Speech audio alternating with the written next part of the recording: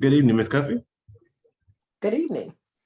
All right. Can you start with giving us your name, the name of your business, and the goal of your business? So my name is Mrs. Sondra Cuffie, and the name of my business is Wonderfully Made School of Dance.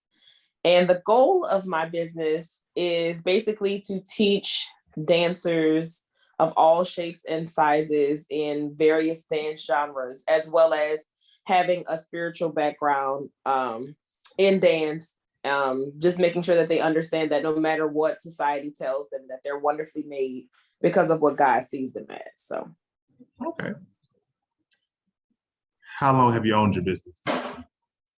I have owned Wonderfully Made technically I've owned it since 2014, but we didn't start operating until 2016. So I'm going to say 2016 because we had a grand opening in 2016. So I've been operating since 2016. What happened with the 2-year gap? Just getting things registered and finding a space. That was the main thing. So like trying to understand how to register a business and how to do all of this with the city of Kenner. And then also just trying to find a space that would accommodate, and then materials and all that kind of stuff. So I had the logo and the business registered, but I probably didn't start actually moving on it until 2015. So. Did you ever expect to become a dance instructor? No. So I thought I was going to be a lawyer, actually. But when I went to school, I studied business management. So the job that I then took afforded me the opportunity to fund Wonderfully Made. So I always knew that I wanted to dance because I've been dancing since I was 5. But I actually thought that I was going to be a choreographer. So I was just my thoughts were, because I do liturgical dance, so I dance for church. I was gonna go around the churches and just choreograph them. But no, that didn't pan out like that. I'm okay with that too.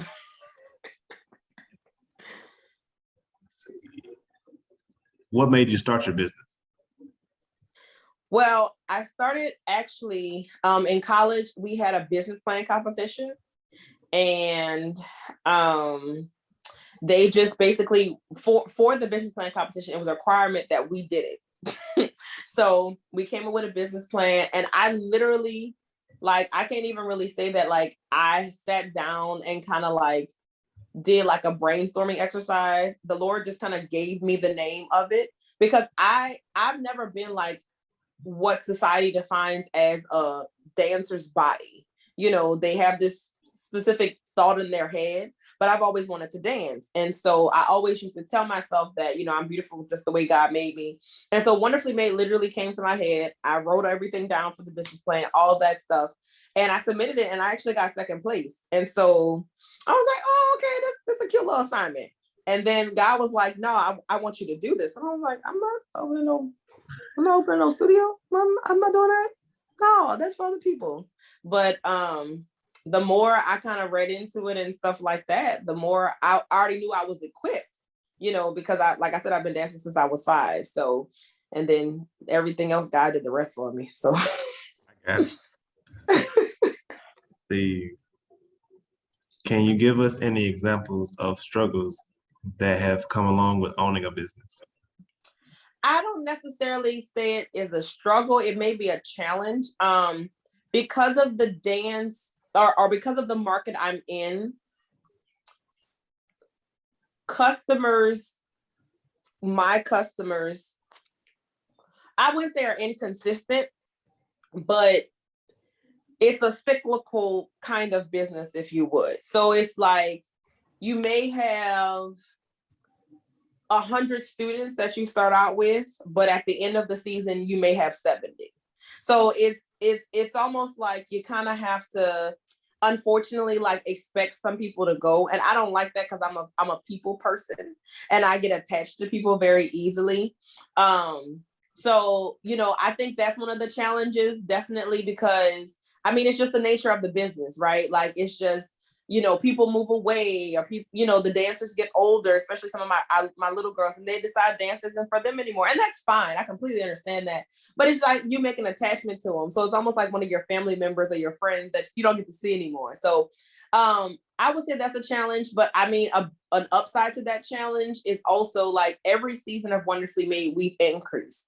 So I think I started with like 24 girls. And I think this season, I think we have 80 something girls. So we've already ways increased. So that's a benefit, but that's definitely a challenge for me. And then also I think another thing is just making sure that you stay creative for myself, because when you make up the dances, like I'm the only one that makes up the dances. I do have assistants now from some more teachers, but when I was the only one making up the dances, I wanted to make sure that like my dancers were challenged, and I wanted to make sure that they were in a space where they could grow. And so that's a challenge for me, because I always want to try to reinvent myself, because I want to make sure that they grow. If I don't grow, they don't grow. So. Gotcha. What has been your proudest moment as a business owner? Can I say every recital? My proudest moment so I would say recitals, which are basically like for the whole year, these dancers learn all of this material and then they present it, right? So everybody's friends, moms, and all that come and they get to see them. I think the biggest one that really got me was the first one we did in this place called the Jefferson Performing Arts Center. And so the ones that we did prior to that were in smaller places, thankful for those. But when we got an opportunity to dance at a place that like does like Broadway shows and stuff like that, it almost felt like I opened up a new door for my dancers. Like, they got to see how dancing on a big stage was. And so I think that was one of my biggest accomplishments as a dance studio owner, because it's like you want your dancers to feel as excited about Wonderfully Made as you do. And that moment I was like, yay, we made it. What has been your hardest moment as a business owner?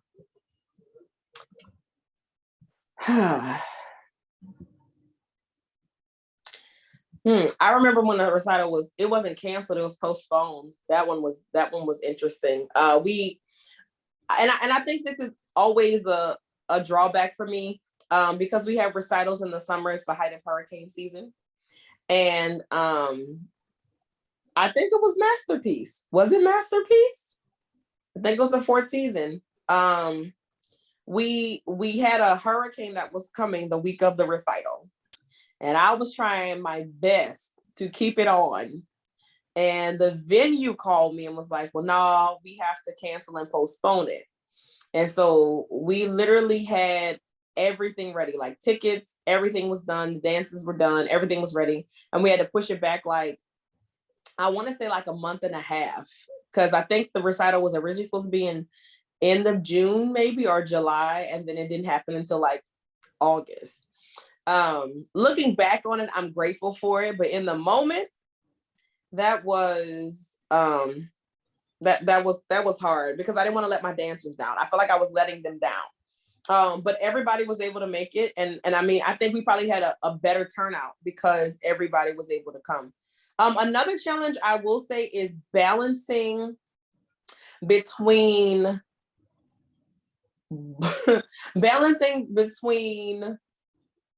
both of my jobs. So I still have a daytime job.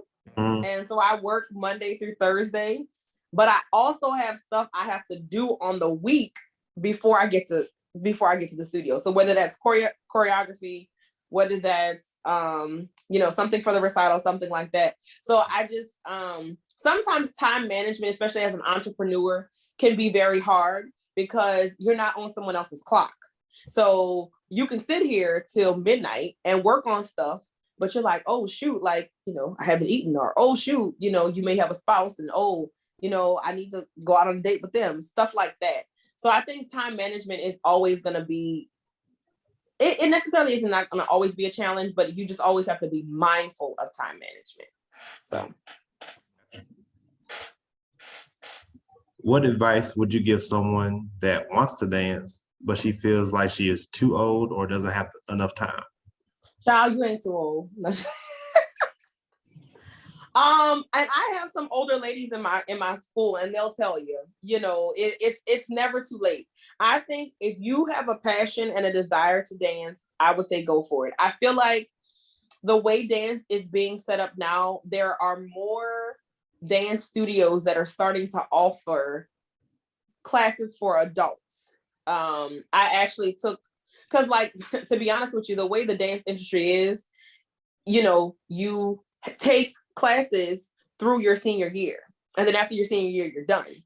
But I've been noticing that a lot of dance studios, and it's not really in Louisiana, but it's in other places, have been starting to offer adult classes, because that's how I was able to start improving other parts of my skill, because they have this lady in Dallas that started to have classes for adults.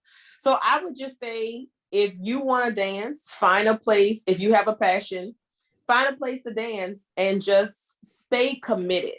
I think when we become adults, of course, we have more responsibilities, but stay committed, and you may have to work harder, because we're not spring chickens out here, but it'll pay off. Trust me, because I'm in the boat. I'm over the 30 mark, and I gotta stretch every other hour, because it just is what it is. But yeah, if you have that passion and you have that drive, go for it, and just pace yourself. Don't think you're gonna get it overnight, because we're all imperfect creatures trying to do something like ballet or jazz or whatever. So just give yourself some grace. What advice would you give someone that wants to own their own business? I would say one thing I would give someone who wants to own their own business is just stay the course. Because there are things, and I was actually just talking to a friend of mine about this. A lot of people they see the finished product of entrepreneurship, right? They see what you present to them, whether that be a product, whether that be a service, whatever it may be. But they don't see the nights that you've done all of the legwork. They don't see the nights that you've tried multiple things and it didn't work. They don't see, the things that you tried that failed. So I would say stay the course. You're going to get frustrated, because we're humans. You may get upset, you're going to go through a roller coaster of emotions. But at the end of the day, for me, I know that God called me to this. I know that he placed this on the inside of me, and I know this is one of my purposes. So at the end of the day, I'm going to stay the course, because I have peace about it, and I know where God has placed me. And so that's what I would definitely say. Stay the course through each and every up and down, because in the end, there's a scripture that says that we know all things work together for the good of them who love God and who are called according to his purpose. It's going to work out for your good. You may not understand it, you may not see it right now, but it's going to work out. So please stay the course. We probably need what they're offering. So listen. As a business owner, what is a talent that you discovered that you did not know that you had? This is gonna sound real funny.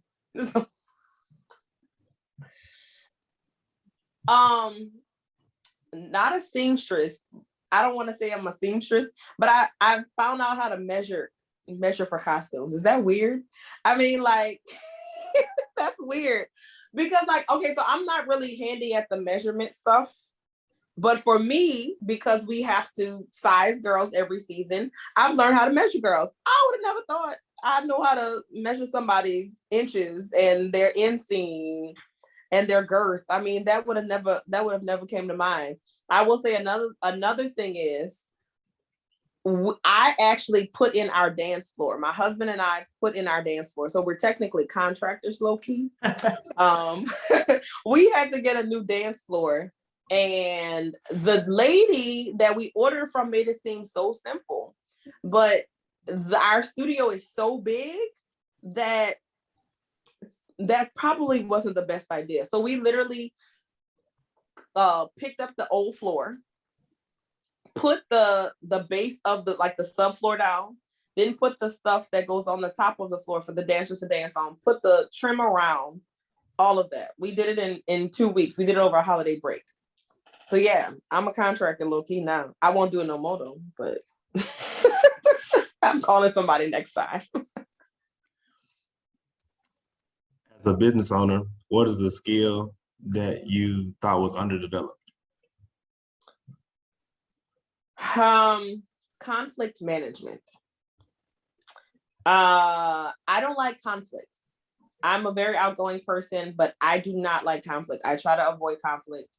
I don't necessarily say I'm a people pleaser, because I don't think I am, but I don't like conflict. And unfortunately, in any business, you're gonna get some conflict with something or someone. And so I had to learn how to address any conflict that came in my business in an effective way, in a way that had resolution, in a way that had resolve, and then in a way that, from a business perspective, in a respectable manner. And so I've had to learn how to do that, and I didn't want to. It just kind of got thrown upon me, because I mean, humans, different personalities coming together, and its differences, and so sometimes, not all the time, but sometimes conflict happens. And so I had to learn how to be a leader in those situations and try to resolve it. So if you could give advice to your 18-year-old self, what would it be? There's purpose behind everything you're doing. I think that would definitely be some advice or encouragement that I would tell my 18-year-old self. There's purpose behind everything you're doing. Because I think that was at the time where I decided not to go the poli-sci route or the lawyer route, and I was going business management. And I was just like, why am I really doing this? I don't really know where I'm going with this, but I'm gonna just go with it because I mean, I think this works. Looking back on it, I know why I did business management. I mean, I know why I took those accounting classes. Like it makes sense now, but at the time I didn't know it. And so I think I would tell my 18-year-old self there's purpose behind it, and just keep pushing. Who has been an inspiration or a mentor in your life? I would definitely say, of course, like my parents, of course. But if there was one other person that I could say, oh my God, there's so many, oh my goodness. From a business perspective, I would definitely say my youth pastor. So her name is Pastor Yolanda Carter. I saw her build her business from the ground up, and it flourished into multiple different businesses. So now I think she has like a rental business. She has businesses that are in the Superdome, like that have permanent residents in the Superdome and the New Orleans arena. Yeah, she Go Nuts New Orleans. I don't know if you've ever heard of them, but they have permanent residents in those businesses. She has a catering business. And so like it literally she just started it, and it just started to kind of like evolve. And so I got to see her, like, I don't even remember when she started it, but I got to see her even before they started as a youth pastor. And then I got to see her evolve into, a landlord and a caterer and a this and a that. And so she inspired me because she stepped out on faith. That wasn't like something just came out of her doorstep. That was a faith move. And so she was very integral in Wonderfully Made too, because she helped me get my business set up. She showed me how to do the stuff that I needed to do from like a logistics standpoint, administrative standpoint, and she's always there for advice from a business perspective. And then I know you asked me for one, but I'm gonna give you one more as a group. So my apostle and my prophet, from Liberty in Christ, shameless plug, Apostle and Prophet Wesley, they allowed me to cultivate my gift at the church. So I did have my dance studio that I went to, but they also allowed us to have creative freedom in the dances that we did. And I think that also helped me to become a choreographer in a sense, because I was able to kind of hone my skill at making up dances with my fellow dance teammates there. So yeah, I gave you about 3, 4 or 5, but yeah, I know. I could go on and on. So All right. And this is my last question. What has been your key to success that has gotten you this far? And I know some people might say this is cliche, but it's God, all God, not me. I always tell him that this is his business and he just left me in charge to run it. He is the CEO and he has put me as the director. It had to be God. It's just because the things that have happened and the things that have manifested in Wonderfully Made, I couldn't have made by myself. A lot of people have heard about me through social media and word of mouth, but it's only because he allowed me to be seen through those avenues and those platforms. Because a lot of the dancers that I have now did not know me as Sondra. They didn't know me as that. They met me through Wonderfully Made. And so I just look back on how Wonderfully Made came to be, how the title came to be, and you know, how so many people have been inspired and encouraged to Wonderfully Made. It had to be God. The provision that he did, because he set me up at the job that I was to allow Wonderfully Made to be funded. And then Wonderfully Made started funding it itself. And so it did nobody but God. So he is definitely the key to success. That, and of course, prayer. Prayer is of course communication with God, but prayer gets you through the situations as an entrepreneur that you don't understand. Prayer gets you through the high moments and the low moments and the stuff that nobody knows about that you're dealing with from an entrepreneurial perspective. So definitely, hands down, no questions asked. Gotcha. Well, that's it for me. Do you have anything else for the people watching this interview?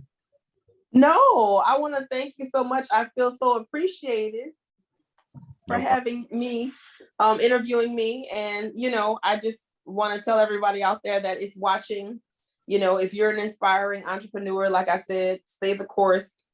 It'll work out, you know, and just enjoy it. Enjoy it. You're doing something that you love. So enjoy the process. Don't let the business side of it like bog you down. I love my girls because they have me in full Sondra mode, always outgoing. So hi, Wonderfully Made. Well, I appreciate the time, Ms. Cuffie. You have a good evening, okay? Thank you. You too.